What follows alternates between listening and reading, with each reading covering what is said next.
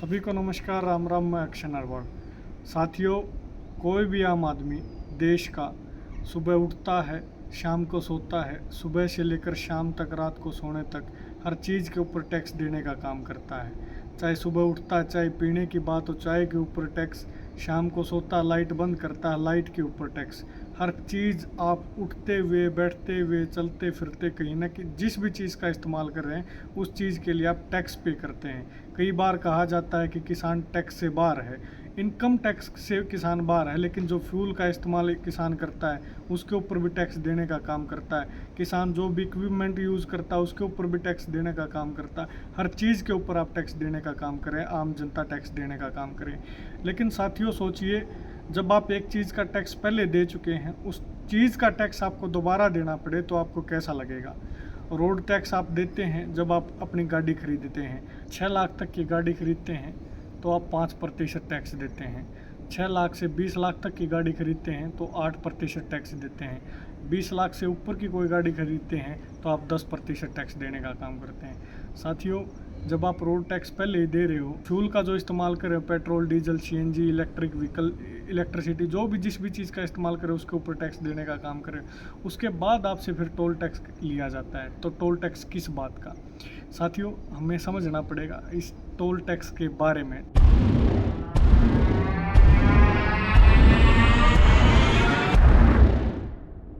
साथियों, तरह तरह के टैक्स लगते आए हैं। कभी पुराने ज़माने में भी, ब्रिटिशर्स के राज में भी बहुत तरह के टैक्स लगे हैं। लेकिन जिस भी चीज़ का टैक्स लगता था आपको वो सर्विस ढंग की मिलती थी, ये बात तय होती थी। आप देखेंगे आज भी अंग्रेज़ों के बनाए हुए पुल जो ब्रिटिशर्स के राज में बने हैं वो आपको आज भी ज्यों के तो मिल जाएंगे। जब पुराने समय में, अंग्रेज़ों के समय रेल चलती थी तो बड़े बुजुर्ग बताते हैं कि जब रेल आती थी तो रेल के टाइम देख के हम पानी तोड़ने का, मतलब ओसरा लगाने का, खेत में पानी लगाने का काम करते थे। आज आप रेल की टाइमिंग की बात कर लीजिए, जिस रोड का आप टैक्स दे रहे हैं, टोल टैक्स दे रहे हैं, उस रोड के हालात की बात कर लीजिए, सबकी हालत बद से बदतर है। इसके उदाहरण हम पहले आपको कई दिखा चुके हैं। साथियों, मैं सोशल वर्क का विद्यार्थी हूँ। किसी भी आम आदमी के लिए सबसे इम्पोर्टेंट होते हैं, मैं बार बार उस चीज़ को पढ़ता हूँ, वो उस वर्थ और डिग्निटी।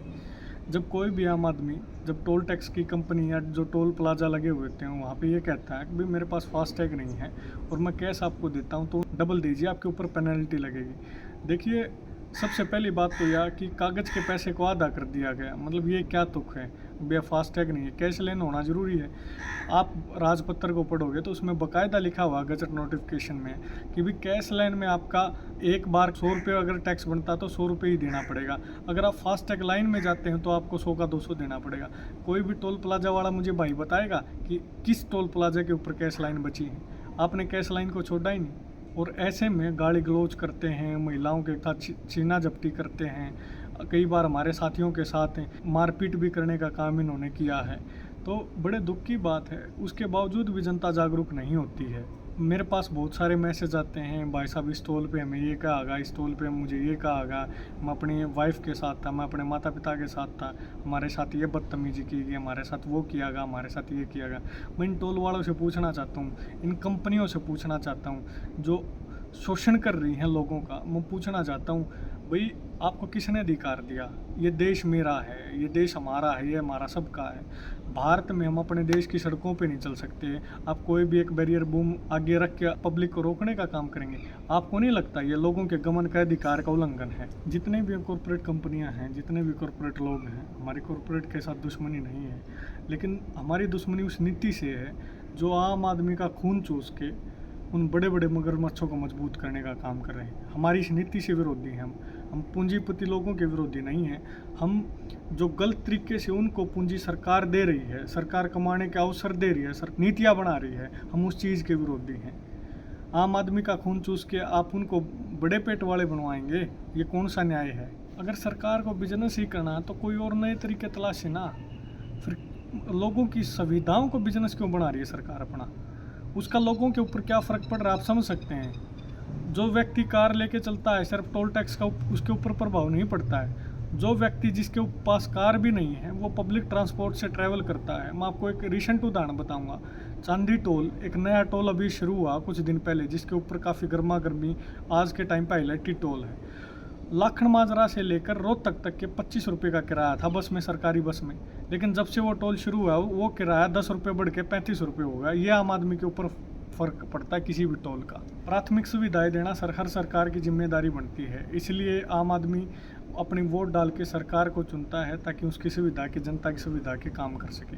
लेकिन जब आप कैसे देखोगे कि आपकी जो सुविधा है, रोड पे चलने की सुविधा है, उसका ही सरकार अपना बिजनेस बना लेती है।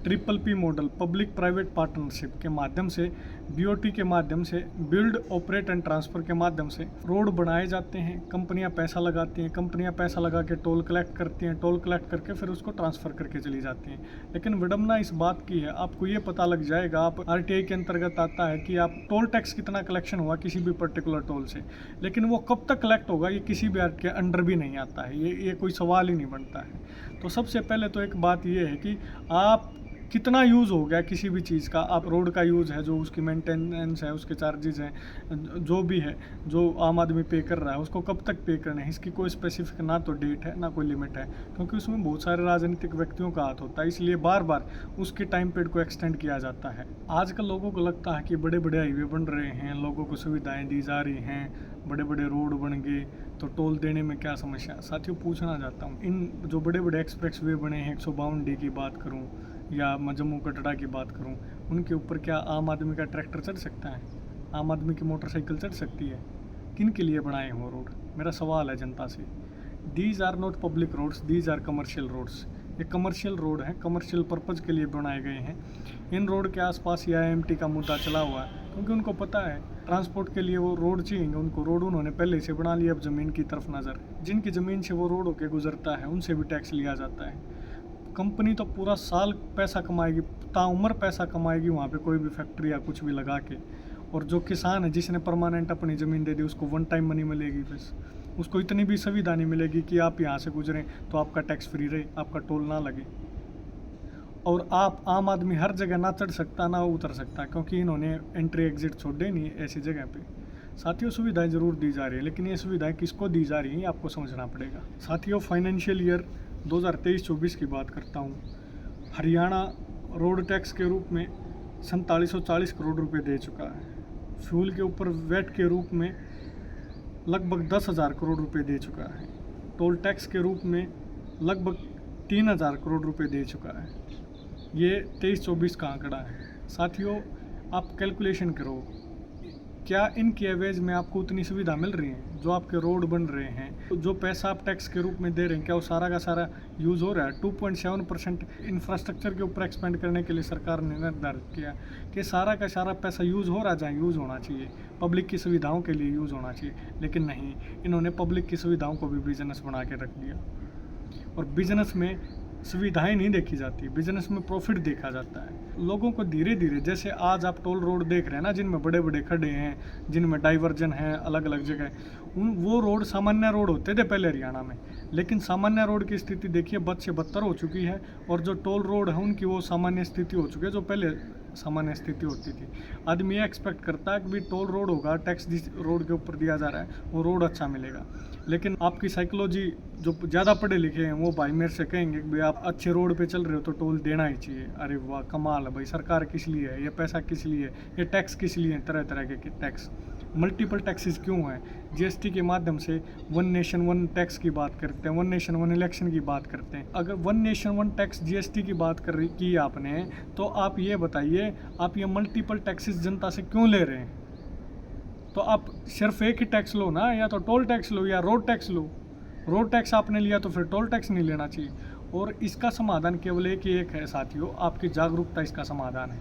हम एक नई मुहिम शुरू करने जा रहे हैं और निश्चित ही मैं चाहूँगा कि आप उस मुहिम से जुड़ें। Toll free Haryana hashtag. आपके आसपास कोई ख़राब रोड है, या आप टोल दे के नहीं गुजरते हैं, टोल तोड़ के गुजरते हैं, कोई भी एक्टिविटी होती है आपके साथ, कोई बदतमीजी करता है, तो आप वो सारी वीडियो हमें भेज भी सकते हैं। आप देखेंगे इस वीडियो के नीचे व्हाट्सएप का नंबर दिया होगा, उस व्हाट्सएप के ऊपर भेज सकते हैं। पर्सनल मुझे कांटेक्ट कर सकते हैं। आपको किसी भी टोल के ऊपर कोई समस्या आती है तो हम टोल फ्री हरियाणा एक मुहिम शुरू करने जा रहे हैं। और मैं सभी साथियों से अपील करूँगा कि जब तक ये मुहिम सक्सेसफुल नहीं हो जाती, जब तक आम आदमी इस मुहिम से जुड़ेगा नहीं। आपने रोड टोल क्रॉस किया, टोल प्लाजा क्रॉस किया, उसके बाद आप हाँ भैया पा तो निकल गए, ठीक है, जो कटना था कट गया, ऐसे नहीं चलेगा। अगर आप वाकई में चाहते हैं हरियाणा में कोई भी टोल ना हो तो आप निश्चित ही हमारी मुहिम से जुड़िए। और मैं आपसे एक और रिक्वेस्ट करूंगा, 26-27 सितंबर को हमारा जनता सरकार मोर्चे का अधिवेशन होने जा रहा है कुरुक्षेत्र की जाट धर्मशाला में। मैं आपसे निवेदन करूंगा, हम वहाँ पे एक टीम का भी फॉर्मेशन करने जा रहे हैं जो टोल के ऊपर लड़ाई लड़ने का काम करेगी। वहाँ सभी साथियों के साथ चर्चा करके कैसे इस लड़ाई को हम आगे बढ़ा सकते हैं, मजबूत कर सकते हैं। इसलिए मैं साथियों से निवेदन करूँगा, जो साथी वहाँ पहुँच सकता वहाँ पहुँचे, मुझे पर्सनली मैसेज कर सकता, वीडियो भेज सकता ख़राब रोड की, और मुझे टोल की वीडियो भेज सकता, कोई बदतमीजी करता उसकी बात बता सकता। निश्चित तौर पे आपकी जागरूकता एक दिन हरियाणा को टोल फ्री करवाने का काम करेगी। साथियों, कोई भी इस बात को नहीं उठा रहा है जो आम आदमी के डायरेक्ट हितों से जुड़ा हुआ सवाल है।